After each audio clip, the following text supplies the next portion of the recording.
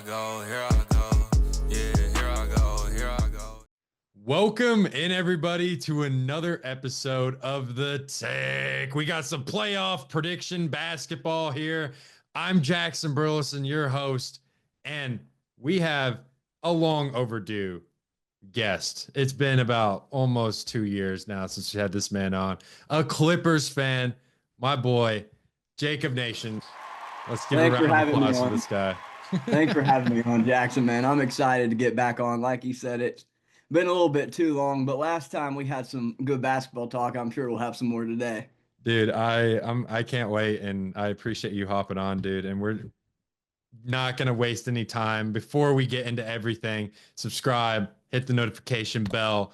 Also, like this video and comment what you think of our takes in this episode, because it's gonna get heated in here, okay? That's all I gotta say right now. But we're gonna start out with, the simple plan, which, I don't really even like it, to be honest, but people have their mixed feelings about it. You play 82 games and you're like, oh, like, you need a little bit more time to get in the playoffs. But I mean, we'll move on to the other play-in game in the East, and we're in the play-in again. I mean, the Miami Heat just seem to find their way in the play-in every single year. Every single year. Like, I think this is our third straight year in the play-in. Like, we're always in the play-in. And I mean, you showed me a chart of our efficiency numbers. And look, I get it, okay? We've been playing good as of late. But guess what we've done really well this year? We've blown a lot of leads. A lot. And I've seen us go up 20, lose a game, and I've been to a bunch of Heat games this year, and we play sloppy. And like when we turn over the ball, like I just get so frustrated. And the Bulls are playing well, man. Even though they're like 6-1 against teams in their last 7 games that aren't even above 500. But I don't know. I'm not really confident. Should I feel confident? I mean, I just don't really know anymore. I think you should feel confident. I mean, it's really cliche to say heat culture and stuff like that, but you guys have a well-coached team. I mean, Eric Spoelstra is still one of the top coaches in the league. Any team that he coaches is going to be able to compete in the playoffs. And I mean, you can't hate on the play in that much. You've made the finals out of the play. And so, I mean, Yeah, but we had Jimmy Butler last time. you did have Jimmy Butler last time. Yeah, losing Jimmy for the Heat, we just don't. I don't know. I mean, Tyler Hero, like he's not really he's not used to being the number one option for like a team like this. Like he's never had this much pressure on his shoulders. I mean, last year you could argue he did, but like you kind of just threw him in the fire against the number one Celtics team in the East. Like that's not really a fair comparison. I mean, he's had a good year. I've liked what I've seen from Tyler Hero. He's honestly been a lot better than I thought he would. But I mean, Bam Adebayo to me, it's just every time he dribbles up the court, man, I feel like he's just gonna cough it up. Like he just looks like he's gonna cough up the ball every single time he's in there. But I'll tell you what, a guy that is going to win us this game is Kellyan Ware, man. That dude has been one of the best rookies in the league this year. He's an elite rim protector. I think he's really going to hold it down when it comes to that matchup against Nikola Vucevic. And I think that's why we honestly pull it out. No other reason. I think you guys pulled out too because Kobe White's been having a lot of high scoring games. He's shooting really well from three this year, and he's been a player that's been able to step up for them. And also, the Bulls, they don't really have the star power that a lot of teams have, but it seems like they've kind of found a way to make it work this year. I thought going into the year they were going to be really bad, and they've kind of impressed me with what they've been able to do. Yeah, they had a like weird start and then they got hot. And Josh Giddey as well. He's averaged like 20 points a game in the last 3 months. I mean, And he's been balling. yeah, that crazy buzzer beater too. I mean, he's really kind of people were giving Josh Giddey a lot of slack over the past couple years since his incident, but I think he's really kind of broken that narrative and worked his way in. They're finally giving him the respect that he deserves because when he Yeah. got traded for Caruso, that wasn't something that a lot of Bulls fans were happy about, and I think that's pretty. He's changed everyone's mind. Well, we all knew he brought the offense, and that was one thing that we knew he was going to bring for sure. And I think it's going to be, we'll go into the other play in. I think it's going to be a rude awakening for the Mavericks. They play the Kings in the play in, and I'm not really impressed with either of these teams. I honestly think that just Dallas has just been a mess. I mean, I'm in Texas right now, and I can firmly say this. People hate this team. I mean, they hate it. Like you just there's no love for the Dallas Mavericks. I mean, shout out to the guy who cuts my hair.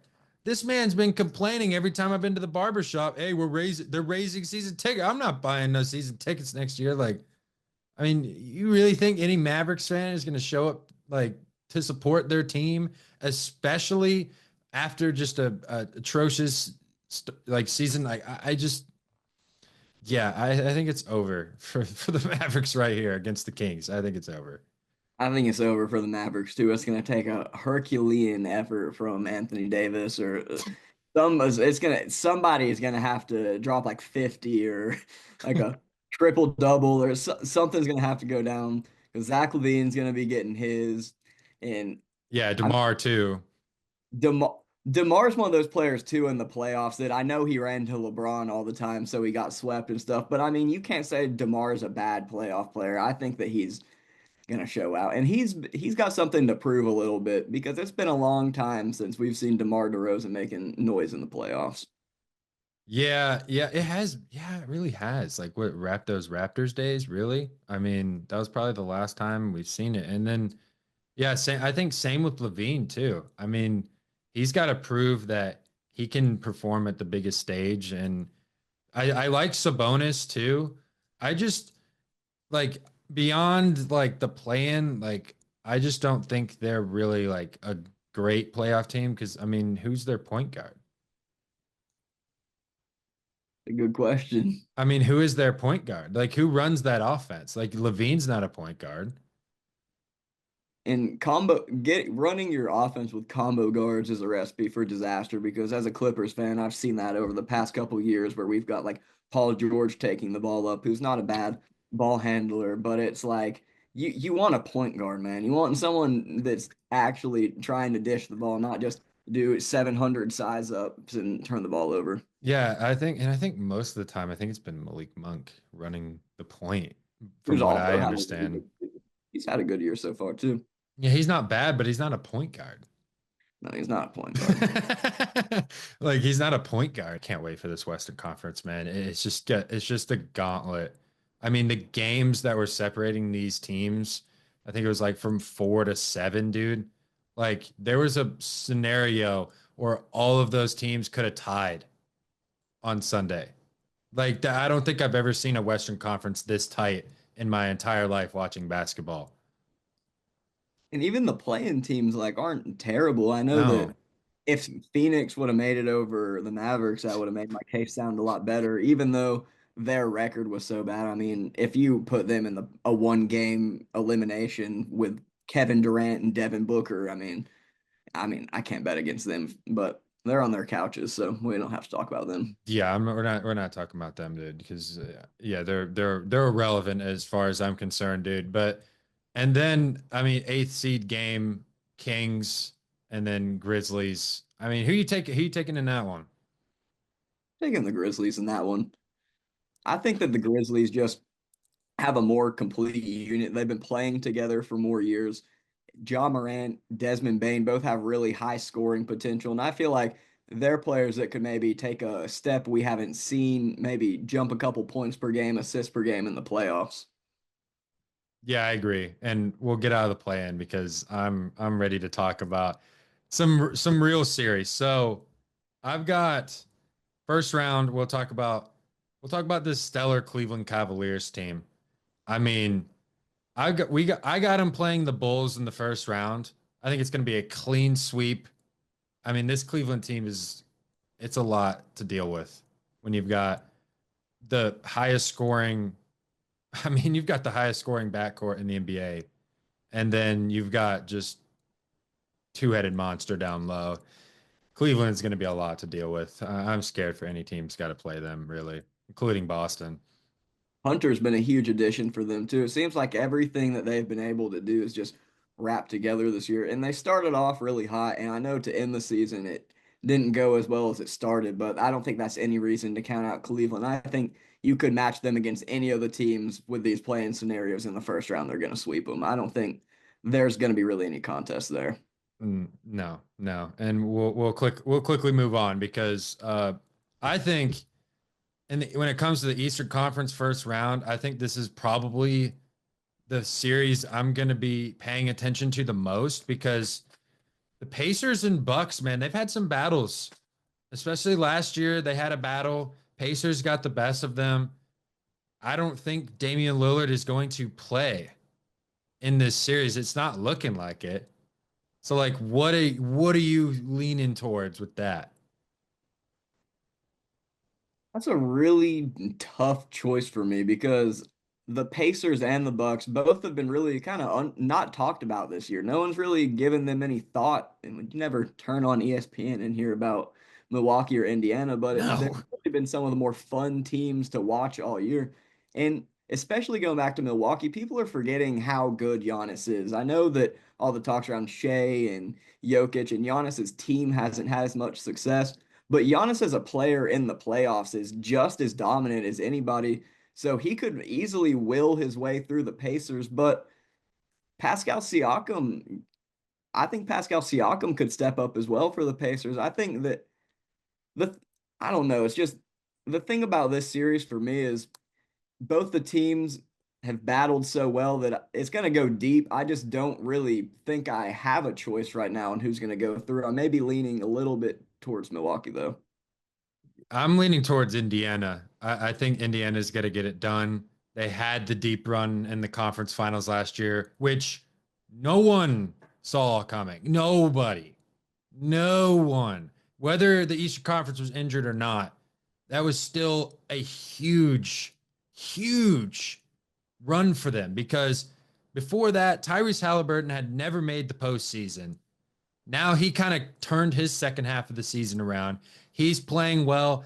And then that rookie from Kansas, dude, was it Johnny Furphy, dude? He's out here balling, dude. Like, I think he could be a good bench player in this series. He really could.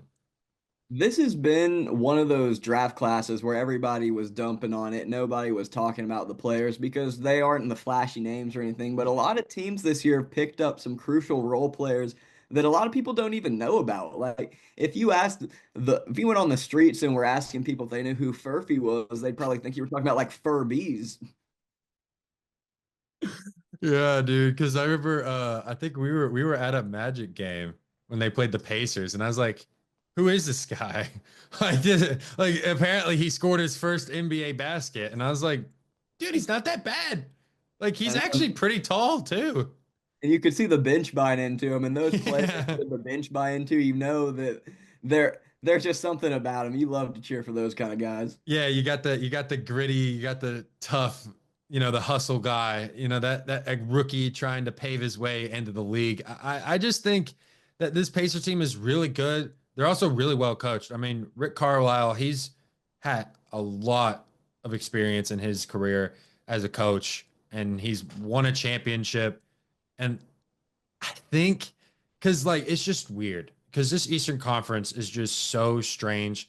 And this is a team that I think could seriously make a run. But we'll talk about these New York Knicks because I think this is a team that's got a lot of people saying, "Hey, is this the year the Knicks are going to finally do it?" They got Cat right before training camp started. Jalen Brunson's coming back from injury. They have a lot of good players, but I'm genuinely worried that Thibodeau has just ran this team into the ground as he continues to do every single year. And I think they're going to get past the Pistons, but making a deep run and possibly a conference finals run, eh, it's going to be challenging. Yeah, I don't think they're gonna be able to do it either. Personally, it's just I think yeah, There's not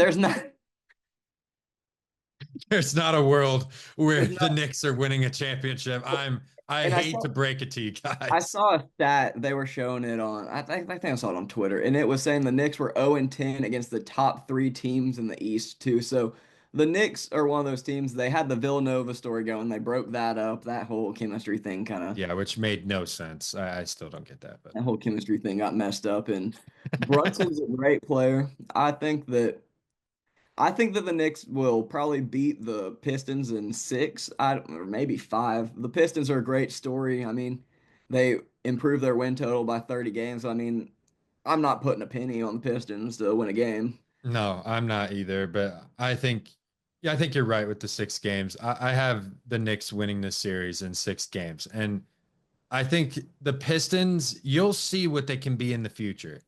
You'll see Cade Cunningham just, I think he'll have a couple of games where he just goes bananas. Like he's been having that type of year, 26 points per game, dude. And he's been very efficient. He's shown up in the clutch. I mean, he hit a game winner on my Heat for crying out loud earlier this year. So, like, I've seen it. I've seen it. It does kind of suck, though, for them not to have Jaden Ivey.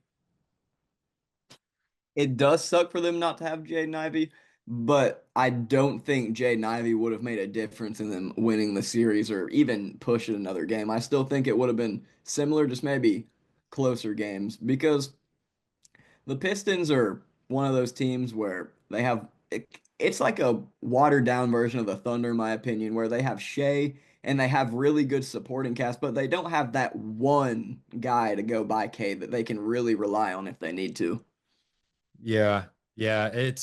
Man, I mean, as much as I'd like to see the Pistons win that series, yeah, I just don't really see it happening. I don't. And then the other series to wrap up the first round of the East, Celtics and Hawks. Now we I don't know. We were talking last night on the phone about this series, and maybe the Hawks could make it interesting. But I mean, the Celtics, I mean, come on, man. They're just too good. They're too good. I mean, Jason Tatum, man, I know I've been a hater in the past. I know. I will full on admit I don't really care for Jason Tatum much. I've been such a hater, but the man is good at basketball. Like he can do literally everything on the court. And then you've got Jaylen Brown. We already know what's going to happen in this series.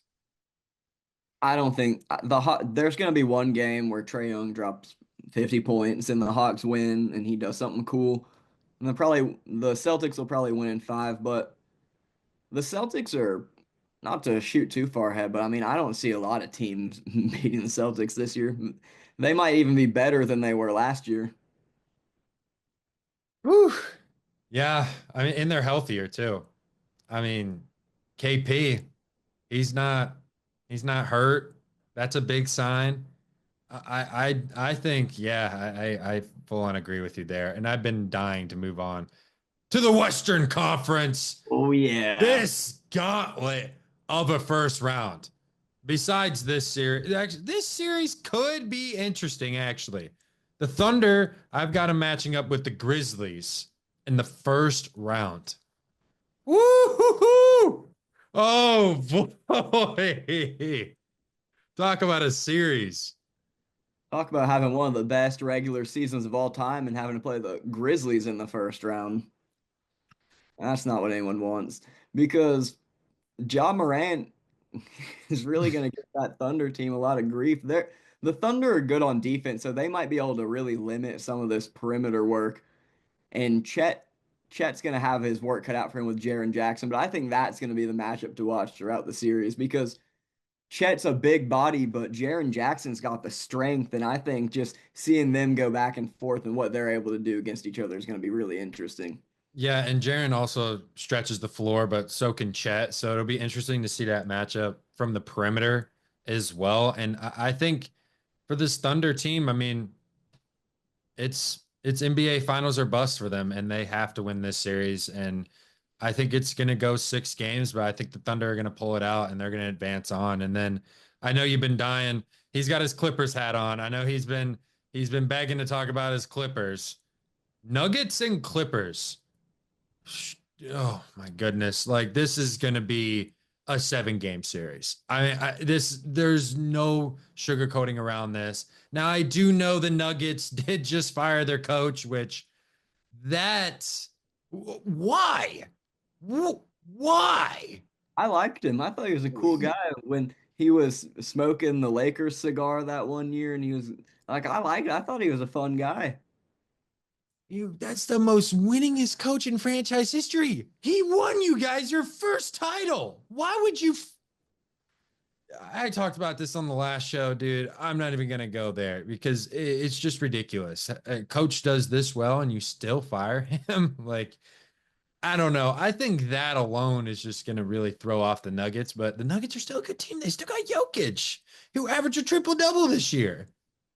It's him, Westbrook, and Robertson. 3 guys who have averaged a triple double in a season, and he is one of them. I mean, this dude, Nikola Jokic, he seriously is scratching the surface as one of the greatest centers of all time. Like, he passes the ball, he rebounds.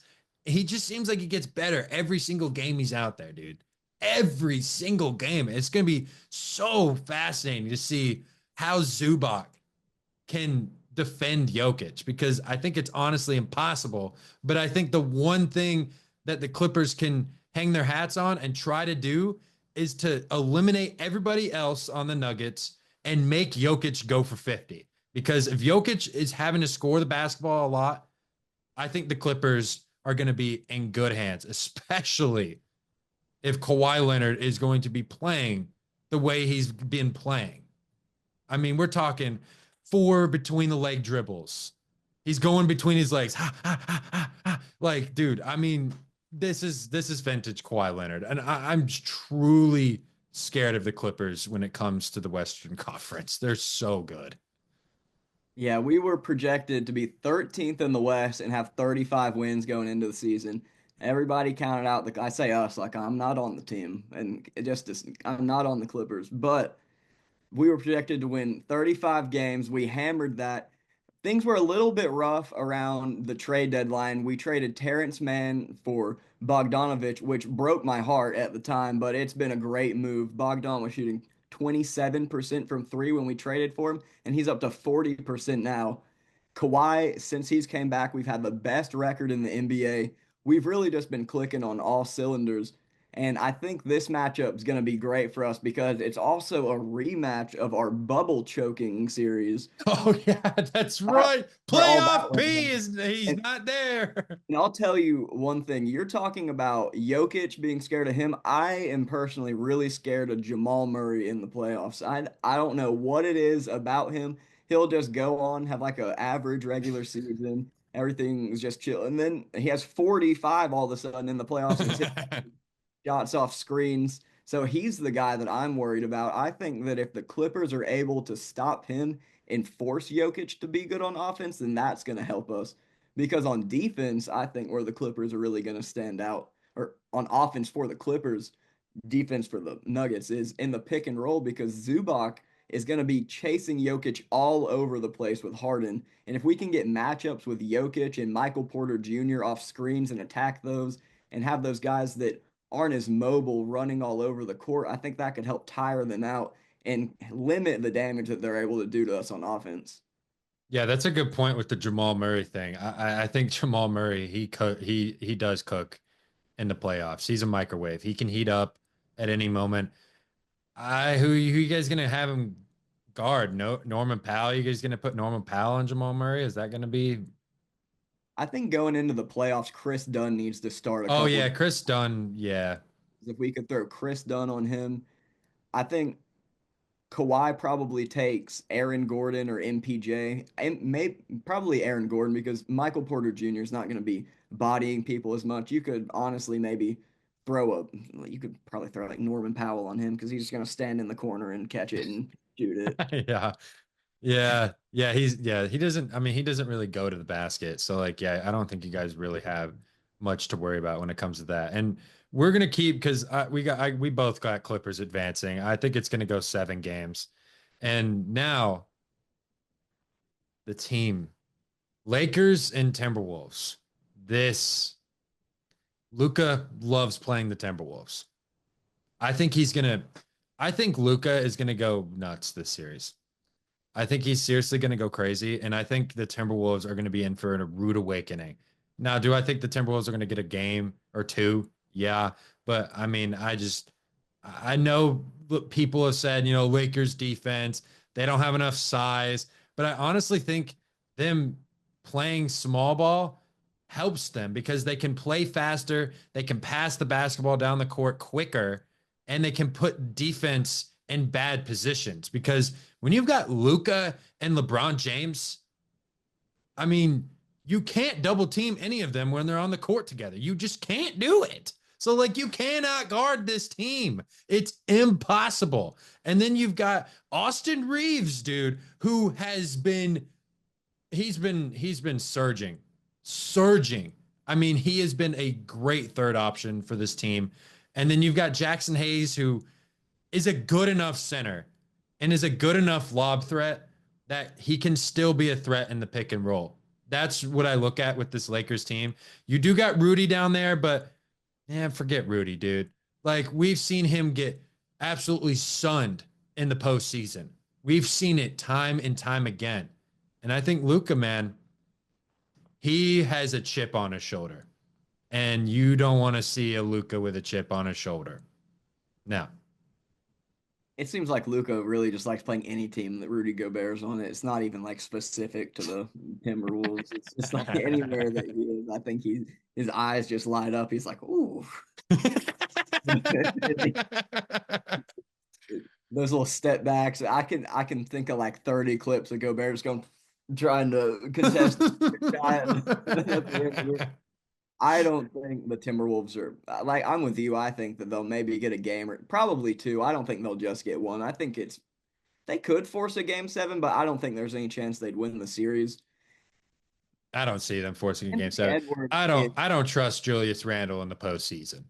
Anthony Edwards is just such a good player. It's hard to say that he's going to get swept or anything like that. So I'm sure he'll wheel his team to a couple wins. And honestly, like players like Nickeil Alexander-Walker are playing pretty well for them this year too. I could see the Timberwolves surprising people on defense, but maybe letting them down on offense.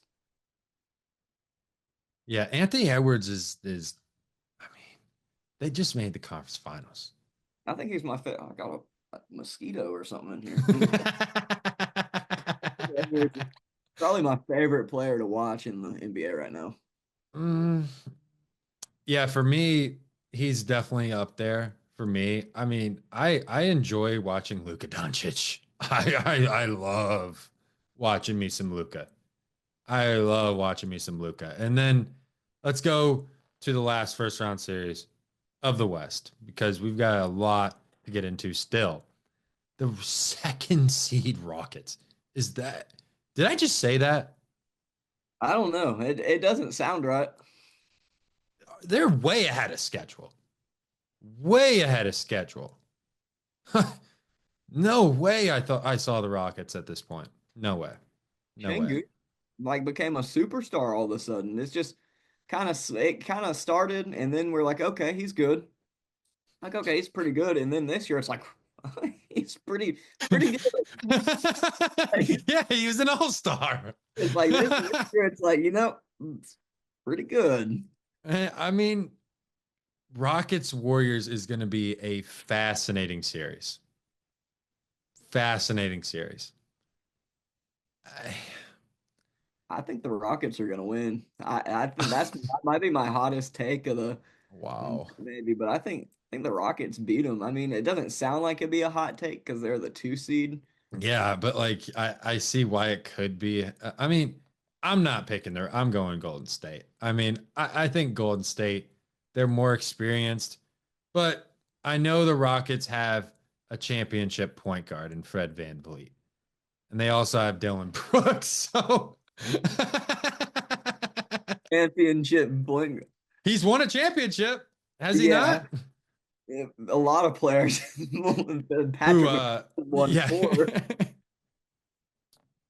But Fred But no, VanVleet was I a see what good you're saying. player. He No, was a no, good player. I know it. Yeah, I know. I'm just giving him. You're saying not you're saying so you're saying Fred VanVleet's not a good player now? No, Is no, that what I'm I just saying that Fred VanVleet. No, that's you. you're hating on the Wichita State undrafted player I right won't now. hate on Jalen Green though. That guy's good. He can score, he can facilitate, and he's not bad on defense either. He's also Showtime. And then Amin Thompson's really good too. Like Both of those Thompsons are good, dude. dude. It's like they're identical clones of each other. Like they play the same. They Well, like they are identical twins. yeah, but like one thing, like surely they practice a little different, do like something a little different, but like those they might be the most athletic players in the NBA right now. I mean, just the way that they're able to jump laterally, just they're up, down, left, right. They're just all over the place. Yeah, I mean, you remember that what was that dunk? Who was that against? Was that against God, I can't remember who that was against. I don't think it was the Celtics. I don't think it was. I remember like I'm not even. one like Amon Thompson had a crazy dunk like early in the year. He just like got up, extended with two arms. I'm like, this dude's the truth, man. He's the truth. Like I've been really impressed with the Rockets this year. I mean, I did not think they were going to be this good, but let's not forget playoff Jimmy. I've seen playoff Jimmy many, many, many times, and he's gonna be back. Yeah, And well, he's and Steph Curry's along his side. I really do hope that this thigh thing doesn't linger around because that could be. I mean, if he has a bruise like the size of an iPhone on his thigh and it's killing him, that's probably not gonna help him out. I really hope he can get it together because he's one of those players that's like must watch TV every single game. Yeah, and he's also one of those players that I really want to see get a title too. Like he's like so good. He's proven that he can perform in the playoffs. He's been in the finals. Like he's shown that he's one of the best players in the league when he's at his best and when he actually cares. So like, yeah, I that's one of those guys that I'm just like, man, I really want to see Jimmy Butler get a title. But health is always a factor with him, I feel like, especially on the Heat. He was not really the most healthy guy when he was on the Heat either. So, you know, there's that. Good to see you don't have any reservations for Jimmy Butler after the trade and all that stuff because like Paul George, like I hate that guy now. Like to say hate that guy. I But mean, you're more mature than I am for being able to support Jimmy Butler's career still. well, I never really hated Jimmy for that because it wasn't his fault. Like it was not his fault. It was Pat Riley's fault. Pat Riley and the Miami Heat organization, they just didn't handle that the best way. They were just treating Jimmy like trash. They were suspending him. And then they're like, hey, you should play for us. And I'm like, what do you mean? You just suspended him and then you want him to come back and then he's in trade talks? Like that whole situation just really got me just mad at Pat Riley. And I couldn't stand it anymore. And that's why Jimmy was so frustrated is because Pat wouldn't give him the money. And if you're gonna sit here and tell me that Jimmy Butler's not worth the money, you're delusional. I know he's like 36 years old, but I mean, man's still a great player. Yeah, Pat Riley, I feel like when you've won as many championships as he has, it kind of like gets in your head where you kind of have to get things exactly how you want them or it's not good enough. And Jimmy Butler is such a big personality that I feel like those guys were just bound for an explosion at some point, and it finally happened. Yeah. Mm. Yeah, that's what we do. We're the Heat. We create fire. That's exactly what we do down in South Beach. Now let's go to the second round. Second round predictions. Okay. So you took Milwaukee to beat the Pacers. I took the Pacers and I got Pacers Cavs. So, I mean, in both of our series, I'm assuming we got Cleveland. I mean, I've got Cleveland in 6 in mine. Milwaukee will get 2 games, probably both at home. I don't see them winning an away game, but I think Milwaukee stretches out something. I know Dame's not expected to play in the first round. If he can somehow come back for the second round, though, that could really change things. That could push it to maybe 6, 7, something like that. mm, what about his defense? Yeah, and the Cavs size too. I know that the Bucks are massive themselves. I mean, it seems like everyone on their team's like 7 feet tall, but the Cavs just have so much depth and so much size. It seems like every single player on the Cavs comes in, does their work, and they have lethal 3-point shooters. I don't know where they find them every year. It's just like every year the Cavs have found 3 dudes you've never heard of that shoot 45% from three. Yeah, I think Cleveland's also very well coached. I mean, Kenny Atkinson, he's a heck of a coach, man. I mean, that dude knows what he's doing. And I love Darius Garland. I mean, Darius Garland is so skilled. I mean, he's like a Kyrie 2.0, like when I watch him. Like he gives me those kind of vibes.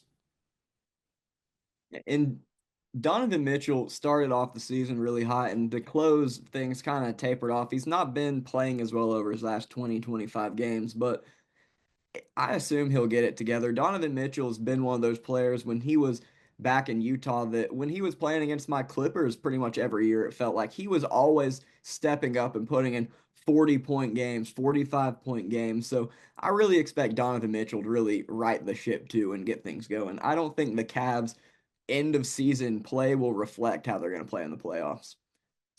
Yeah, and I also don't think that Cleveland is like lacking experience either.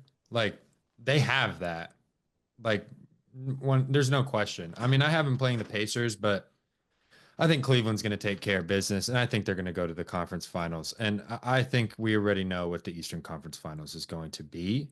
We But honestly maybe could just skip to that. yeah, I mean, me and you don't see the Knicks beating the Celtics. It's just not going to happen. That could be like a 5 or that could even be a sweep, honestly. I mean, I'd go as far as to say the Celtics could just go in there and whoop up on the Celtics. Man, you think the Knicks are going to get swept by the Celtics?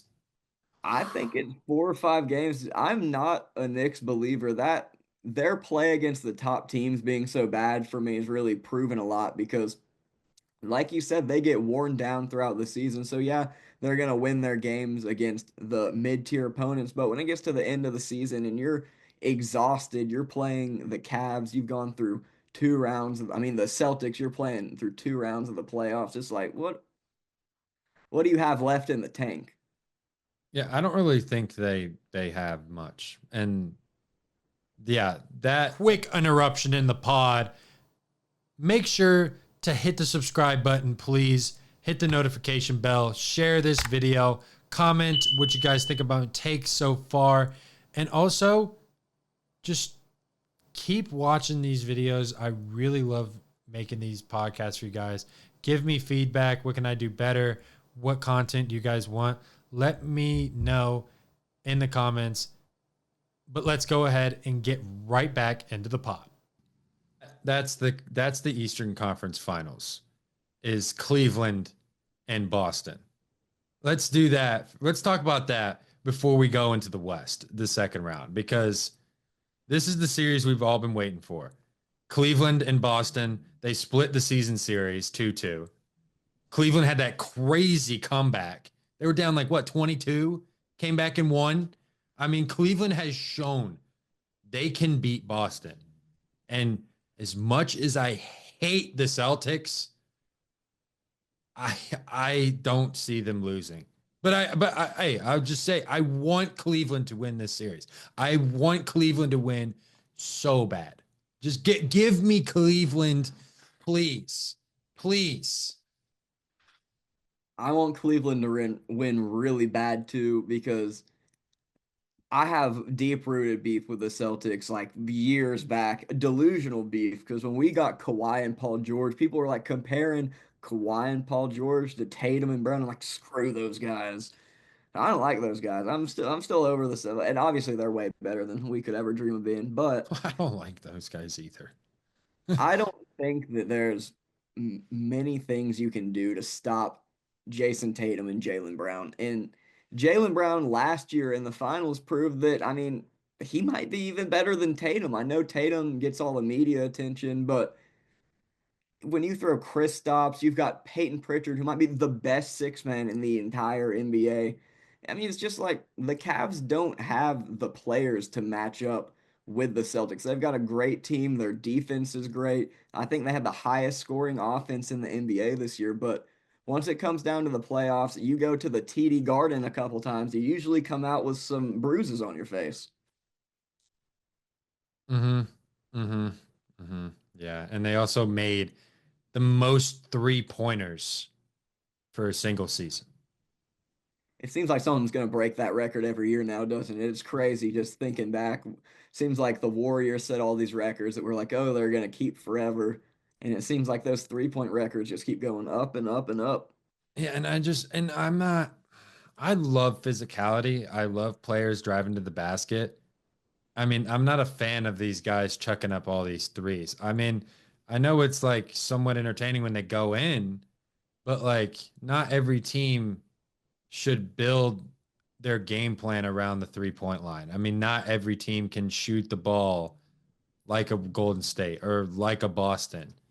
Like it's just hard. And I don't like teams that just chuck up threes just because everyone else is doing it. It's just a it's just a trend. It's just a bad trend for the game, in my opinion, because there's certain teams that just shouldn't be doing it. And like you said, Cleveland's one of those teams that can make threes and really poise some. They have problems.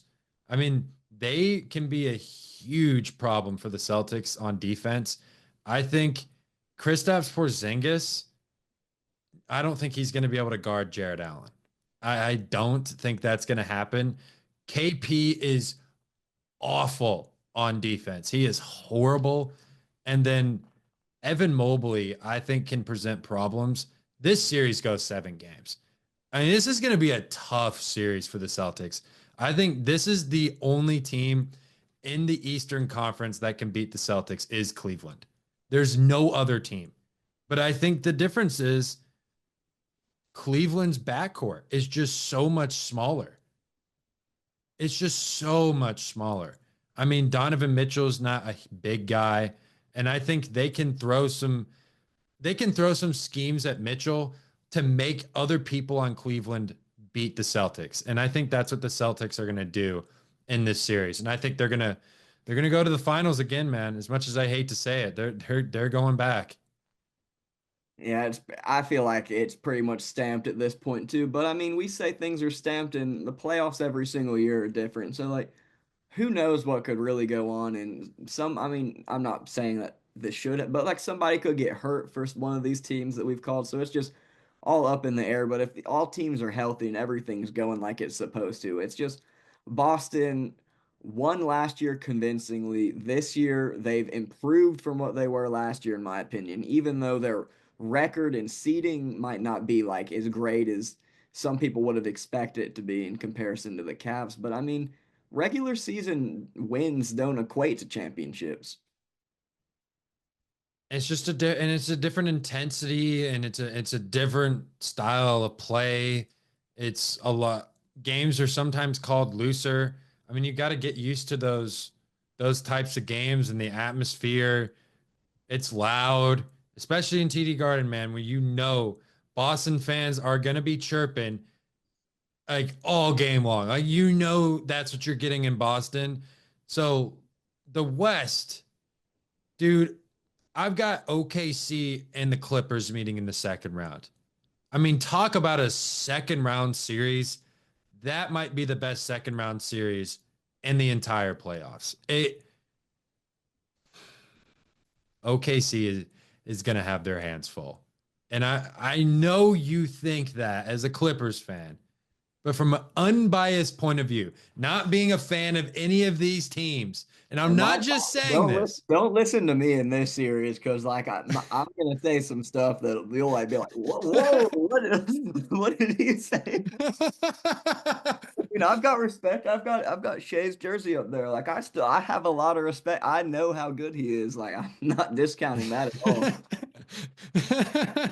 Yeah, I respect right there. Respect. And you also got Batum right behind you. That's a And Clippers fan right there. Lou Like, Williams too back there. yeah, Lou Williams, I would say greatest sixth man of all time. I Jamal would Crawford, greatest six man of all time. argue those two guys right now. Let us know in the comments which one is better. But We'll leave it up. We'll leave it up. We're not going to debate that right now. But dude, I'm honestly scared for the Thunder. And if they run into the Clippers, I just don't think that the Thunder, their defense has been so good, but I just really don't think they have the offense. I don't. Like, who is going to be their second option? Jalen Williams? I mean, I'm not confident in that. I'm sorry to break it to you. Like, and Chet Holmgren as an offensive threat? No, I don't. I'm not seeing this. I've been saying this before Clippers fans showed up in here. I've said this in the last episode, so you know I'm consistent with this. But Kawhi Leonard and James Harden, those two guys are in a different stratosphere when it comes to chemistry. I've never seen two guys gel together so well. I mean, taking Paul George off this roster was the best possible thing that the Clippers could have done. And James Harden, he is scoring. I mean, against the Warriors in that game, dude, he hit 2 threes right out of the gate. And I'm like, yeah. I mean, Harden has had some stretches in games where he just looks unguardable. I mean, it really reminds me of MVP Harden, but he's actually more willing to pass it and let Kawhi Leonard cook. That's the scary part about this Clippers team. And I think SGA, he's going to have way too much on his plate. Give me the Clippers in 6. Give me the Clippers in 6. I don't think the Thunder, I think they're going to get outclassed by just a more experienced team. I also have the Clippers in 6, but what I want to Of go course back. you do. One of the things that's really stood out to me about James Harden is when the Clippers first got him, and really when he goes anywhere, people are like, he's bad for locker rooms. He's not a good guy. Like, he does all this stuff. James Harden has done nothing since he got to the Clippers besides do stuff for all of our teammates. He's taking Bogdanovich, who got to the team like a month ago, to his shoe releases. He's doing all sorts of stuff, going out to team dinners. He's saying that he stays with Zubac after practice for like 2 hours, sometimes working on pick and rolls. It's just, he really has dedicated himself to this team. He's admitted that it's Kawhi's team, and when Kawhi's off the floor, it's his team. He knows his role. He's not trying to overstep his role, and it's just worked out so well. And I think it's due to some of these failures he's had in the past where he knows now I don't need to be that guy. I can settle in and be a second or even third option if you get someone like Powell cooking in the game and or even Zubac. I mean, you've seen what he's done this. You've seen what he's done this season. I was My wondering how long it defensive, was going to take for you to bring my up that shirt. defensive player of the year. He's leading the league in rebounds this year. He's taken a step I never ever could have imagined, and I hate to say that because I love to support all my players, but if you would have told me last year if there was one player I would have replaced in our starting lineup, it would have been Zubac because his hands weren't great and he wasn't in the right spots. But since Harden's got here and built him up, it's just like it's transformed everything with our team. And now, I mean, we've had the best net rating in the last 15 games of the season. Yeah, and you guys have, I think you guys are 18-3 in your last 21 games. On I eight mean, straight going into the playoffs. talk about a team that's just absolutely turned the page. And Kawhi Leonard's only played 35 games. I mean, he looks faster, quicker. He looks like he is 100% healthy.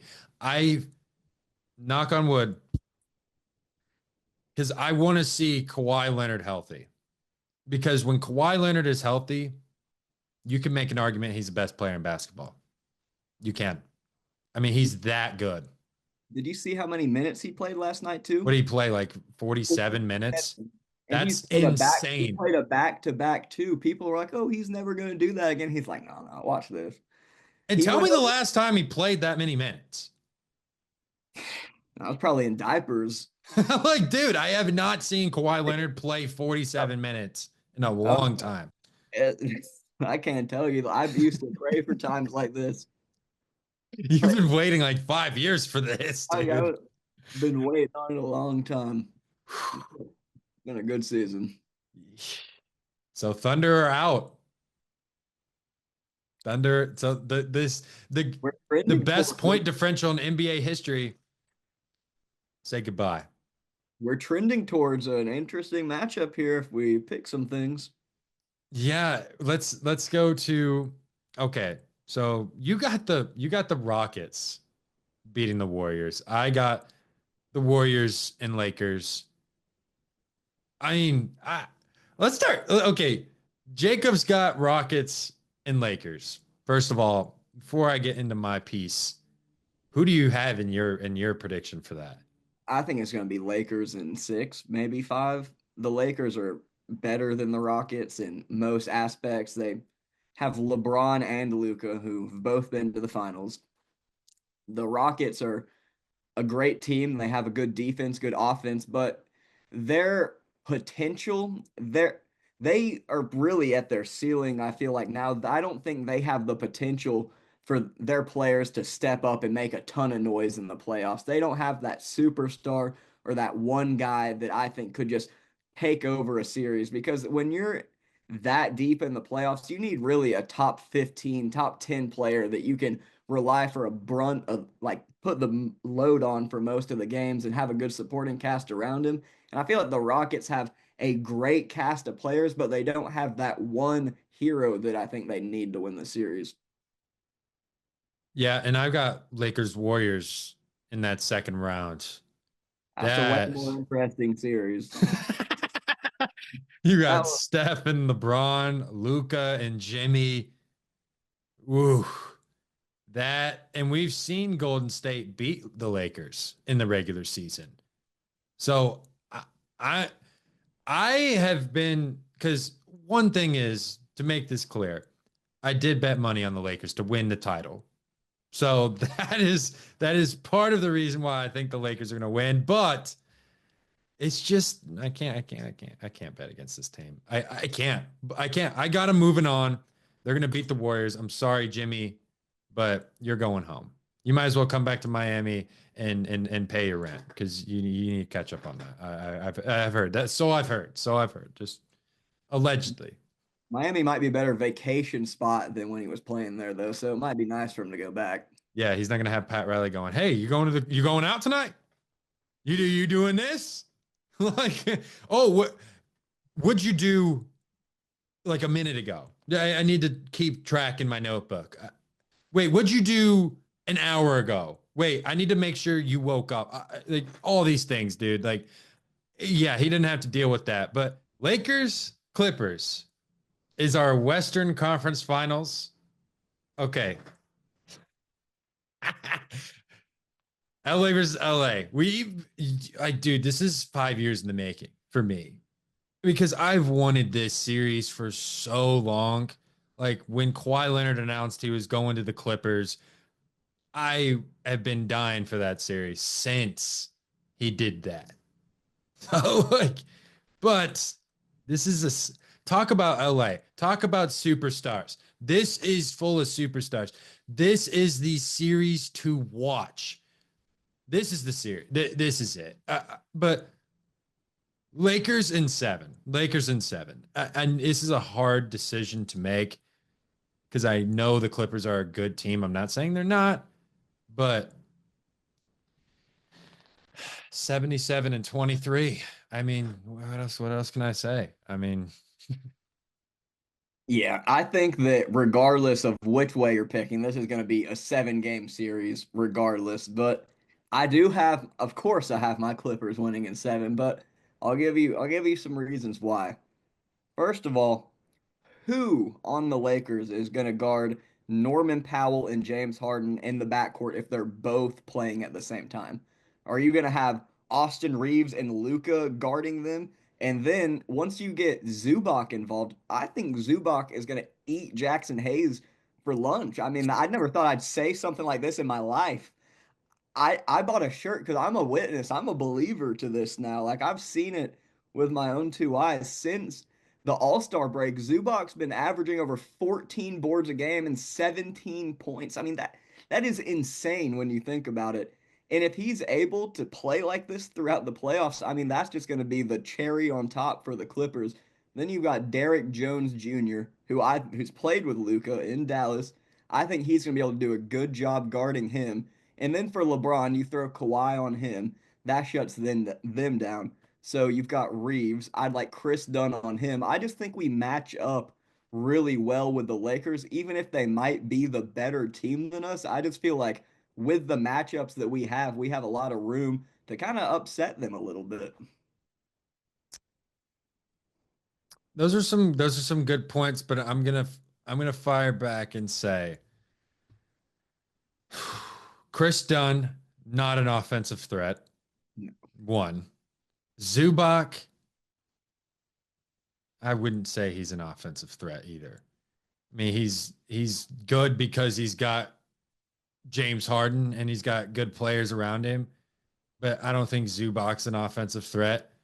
And then Norman Powell, I think the wild card in this series and a guy that's going to be difficult to guard for the Clippers is Rui Hachimura. That is a guy that does not get talked about enough. He is a guy that can rebound, plays defense. He owns the mid-range game and he gets to the foul line. And when you get to the foul line, as much as the Lakers do with Luka and LeBron, you're stopping the clock and you're scoring points. And that is very important. And I think Jackson Hayes can honestly hold his own. I don't think he's going to get his lunch taken from him. I don't think it's going to be as one-sided as you would think because Jackson Hayes, he's an athletic guy. I mean, he's not a bum. He's big too. He's a tall guy. Like, what's he, 6'10, 6'11? I mean, I mean, with that afro, he's like 7'5". yeah, he's like 7 foot. So like though that I see what you're saying when it comes to defense. That's why I agree with you when you say whoever you pick, it's going 7 games. And I don't know from going back to the track record of LeBron and Kawhi Leonard. Kawhi Leonard has historically done well against LeBron James guarding him. But I mean, I think since LeBron has Luka and Luka, it doesn't matter who you put in front of Luka. He's seen every single defensive coverage you could throw at this man. I mean, for crying out loud, against the Timberwolves last year in the conference finals, he was still dropping 30. And that was arguably one of the best defensive teams in the NBA last year. And he has shown time and time again. It doesn't matter how fat he is or how unmotivated he is or how many beers he drinks after the game. He is going to put a 30 piece on any team he plays. And I'm sorry, there's no person in this league that can guard Luka Doncic. He is big. He is very good when it comes to attacking the angle to the basket. He is also, he has the IQ of LeBron. Like, talk about two guys that have top 3 IQs of all time. You could seriously make an argument for that. That's Luka Doncic and LeBron James. And I just don't see the Clippers being able to defend that for 7 games. And I think this is going to get into a little bit of what I think in the finals. But I think Luka and LeBron are going to have an historic NBA finals and conference finals, very similar to what Kyrie Irving and LeBron did when they won in 2016. I think we could see something similar to that. And I don't doubt that at all. LeBron and Luka, especially in the playoffs. I mean, we've seen them in the regular season, but when things are on the line, it's different, and you know how they'll be amped up and playing with each other. So I'm sure we'll see a whole new level to their duo. And it also doesn't matter if Luka's playing defense because his blow by rate was atrocious last year, and they still made the finals. And it's like when they played the Warriors a couple weeks ago, and they scored like 45 points on like 60% shooting going at them. They're just like, but then he And turns around and hits like a step back three on you. It's like, just earns it right back. don't forget, the Thunder got pummeled one game recently against the Lakers. Bad. Fully healthy. But like Shay said, that they did get their lick back. They did, but like, I mean, if the Thunder can, if the Lakers can beat a team that badly like the Thunder, and at this point in the season, and let's not forget something here. How long has Luka Doncic been playing basketball this year? 2 months? When he got traded, he hadn't played in 2 months. And now he's finally getting in a groove with LeBron. He's honestly barely played with LeBron. Like they haven't even hit their peak yet, in my opinion. I think when they get in the playoffs, it's just going to get even scarier. And JJ Redick, that man knows what he's doing at head coach. He Clipper is a legend. genius. I love that guy, man. JJ Redick's one of those coaches where you could tell just from the way he was talking on the podcast how excited he was about basketball. And he's not one of those coaches like Darvin Ham that's gonna write like "Go get 'em, team" on a whiteboard, and like he's actually gonna put them in the positions they need to be in. They've got great offensive schemes. They have great out of bounds plays too. I've been watching a couple Lakers games recently just with how the seeding's been falling to see where teams are gonna be. And I mean, it's just like they'll have 4 seconds left on the clock and they run some crazy play and all of a sudden they've got 3 points. It's just, it seems like he's really rounded them together and got them playing good at the right time too. Has he exceeded your expectations as the Lakers head coach in his first season?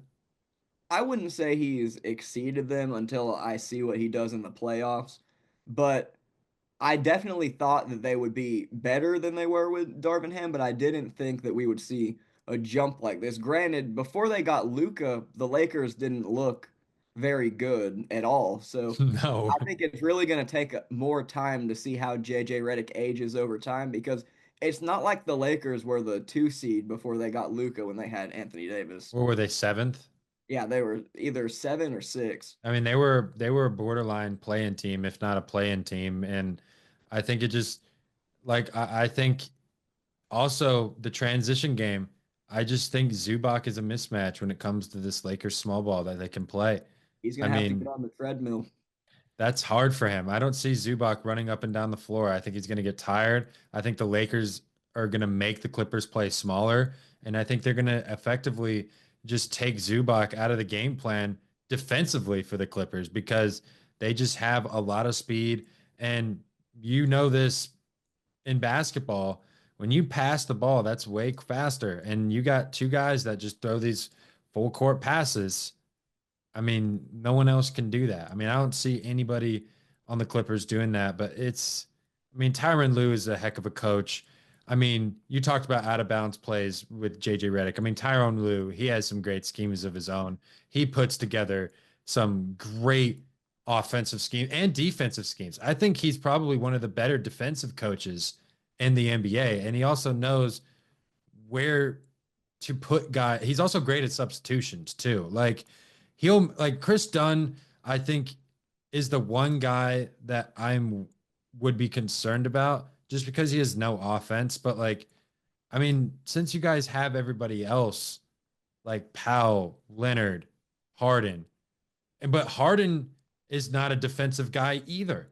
Honestly, Harden's a mismatch, in my opinion. If you have Luka and Harden one-on-one, I think Luka cooks Harden all day long. I think he does too. Just I mean, based off size, Luka's what 6'7". I mean, Harden's not 6'7". Especially, especially now that he's got the braids, like he's really. But with the mohawk, he might have been like 6'4" maybe. But like, I don't think he can get by with that now. But we're talking about Zubac. not being very fast. The guy that I think a lot of people aren't talking about, who's been really good for the Clippers, and I mean, everyone's gonna roll their eyes when I say this, but I'm being genuine. Ben Simmons, since we picked him up in free agency, he has not scored much, but I mean, he's averaging 6 points and 6 rebounds for us. If the Lakers go small and we bring him in as a small ball center, he's proven all year for us that he, well, not all year. We got him at the right after the trade deadline, but I mean, it doesn't hurt us at all to play Ben Simmons, and he's great on defense. If you put Ben Simmons in and he's guarding switches, I mean, imagine if you're being guarded by Kawhi, then it switches to Ben Simmons. I mean, joke in the NBA, I know that, but he's still a good high IQ basketball player. He might just not be able to score though. I love how you just threw that last part in there. Yeah, he's a good basketball player, but he can't score. Isn't the whole point of basketball is to at least be able to put the ball in the basket to a certain degree? He gets about 6 points a game. He's proven that he can do it. Unless it's not layups under the basket, he might be passing those up. Yeah, I think the Ben Simmons three in the playoffs. He's gonna start breaking that out for the first time. Ben Simmons just yoinking up a bunch of threes. We haven't seen that since Montverde. Remember that one year where it started for the 76ers? It was when he was getting a lot of crap about not shooting, and he like started taking a couple, and he'd like make one, and they'd post it on like Ben Simmons made a three. Dude, you remember those off-season workouts he used to have where he would just be like hitting threes like nonstop in these scrimmages in the gym? I'm like, dude, where is this in the NBA? Like, where is this? Like, I would not want to meet Ben Simmons on the pickup court, man. Dude's a beast off the NBA court. he's had such a weird career though, because like you mentioned him, like I mean, I think a lot of people listening to this probably forgot he was even in the league. I mean, to be honest, like I mean, people probably forgot. Like they're like, oh, where did he go after the Sixers? Well, he went to the Nets, but he didn't really do anything. It just he's had a weird downward spiral, and I hope that he can get back. But I mean, it's hard. It's hard to go from all-star to go down and then go back. And I don't think he's ever going to get in a position to where he's ever going to be a second option on a basketball team. I mean, I think his prime days are kind of behind him, in my opinion. It's just sad to see because baby LeBron were his comparisons, and yeah, I mean he was good player. I mean he's still an assist machine. I mean he can still pass. He's good on the boards too. I mean, having him off the bench is like I mean, It's a I, Swiss Army knife. like Like a he Nick can do it all Batum. except He's score. like a better Nick Batum that can't shoot threes. A better Nick Batum. Well, Nick Batum was not a 6'10" point guard. Ben Simmons is a 6'10" point guard. Nick That's his position. Nick Batum's just a beast all around. He can do whatever you want. So you're taking Clippers. Taking Clippers in 7. All right. Well, I don't care about the Clippers, dude. It's Showtime Lakers. It's Showtime Lakers all day, every day. My finals, we're gonna see the Lakers and Celtics in the NBA Finals for the first time since 2010. I'm excited to hear what you guys say about this. Woo! Give me the Lakers, dude. I give me the Lakers, man. Luka Doncic is going to win Finals MVP. He's going to get revenge from his last year in the Finals. He's actually got a supporting cast. He's got a superstar by him. LeBron James. LeBron James is going to be able to contain Jason Tatum, score against Jason Tatum. I think this Lakers team, honestly, is the key ingredient for the Celtics to fall because, first of all, I do not want the Celtics to repeat because we haven't had a repeat champion since the 2017-2018 Warriors, and I just don't care to see another one. And I want Luka to get a ring finally. And as much as I hate to say this because, you know, this guy right here, he is the GOAT 1000%. Michael Jordan, if you can't see him. Yeah, he's right there. But LeBron, he's going to get his 5th ring. He's going to get his 5th ring. You've got two guys that are motivated. And if LeBron James is in the finals with Luka, he's not losing. He's not going to lose. And you're going to have this is another storyline that's going to be interesting in this finals. Coach Missoula and JJ Redick. This could be the two youngest head coaches to ever be in a finals, like ever. Like I would honestly have to look it up, but like this could seriously be the two youngest coaches to ever go against each other in an NBA finals. And having those two young coaches there, I want to see who wins that battle. I want to see if the Lakers can stop the Celtics on offense, because if they can do that, I think the Lakers I think the defense could be the issue in this series. But and I think that could be I think the Lakers are going to let up a lot of points. But I think since they can score so much, I think this will just propel them to win the title. That's it. 7 games though. 7. I could buy it. I could buy it. It's going to be a dogfight, though. It's going to be a dogfight. And we've talked about what the Lakers can do all podcast long. And I think they can execute against any team. And if I'm not mistaken, didn't they beat the Celtics in the regular season last time they played them? I think they did. I'm not sure if the Celtics were fully healthy, though. You don't think? I don't know. I don't remember if they were or not. I don't know, so I'm not going to act like I do. I don't remember either, but they did. They beat him at least once. And Luka's there. He's thinking about that finals last year. He's thinking about it.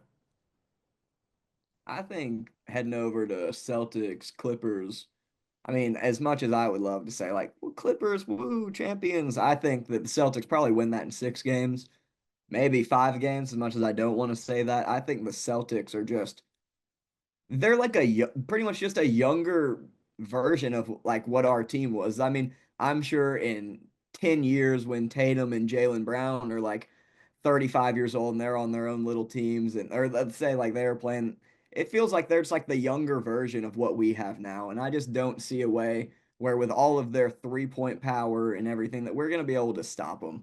They match up pretty much bar for bar with us on in terms of players.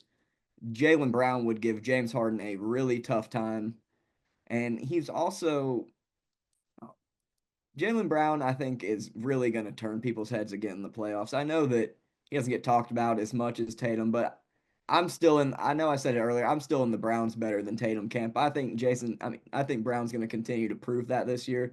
I think Tatum's going to kill it in the finals. And I think Porzingis being able to stretch the floor would really be tough on the Clippers with Zubac.